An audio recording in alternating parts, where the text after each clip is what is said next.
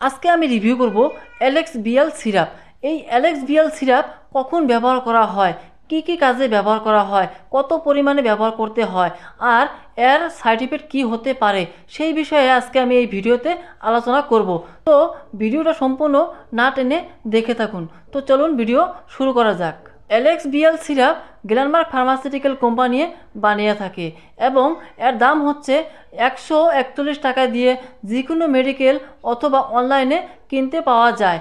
এই সিরাপের ভেতরে দেওয়া আছে ডেক্সট্রোমেথারফেন হাইড্রোক্লোরাইড 10 mg, ইলাস্টিন 3.3 mg এবং ফেনিলাফ্রেন 5 mg দেওয়া আছে পার 5 ml।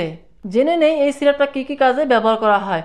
যেরকম আপনার খাসি হয়ে আছে, খাসতে খাসতে আপনাদের বুকে ব্যথা হয়ে যাচ্ছে, অ্যালার্জি কাশ হয়েছে এবং নাক দিয়ে জল পড়ে কাশতে কাশতে, চোখ দিয়ে জল পড়ে, গলা খুঁজায় এবং আপনাদের শ্বাস নিতে অসুবিধা হয় কাশতে কাশতে, তখন এই সিরাপটি ব্যবহার করা হয়। শুকনা কাশার জন্য এই সিরাপটা খুবই একটা উপকারী।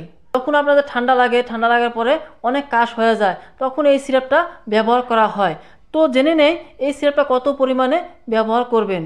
বড়দের জন্য 10 ml করে দিনে 2 থেকে 3 বার ব্যবহার করতে পারবেন এবং বাচ্চাদের দিতে হলে 5 বছরের উপরে বাচ্চাদের জন্য 5 ml করে দিনে 2 থেকে 3 বার দিতে পারেন। এই সিরাপটা ব্যবহার করার আগে অবশ্যই ডাক্তারের সাথে পরামর্শ করে নেবেন। এই সিরাপের কিছু পার্শ্ব প্রতিক্রিয়া হতে পারে, যেরকম কনস্টিপেশন হতে পারে, বমি হতে পারে, মাথা ঘুরাতে পারে এবং মুখ শুকিয়ে যেতে পারে।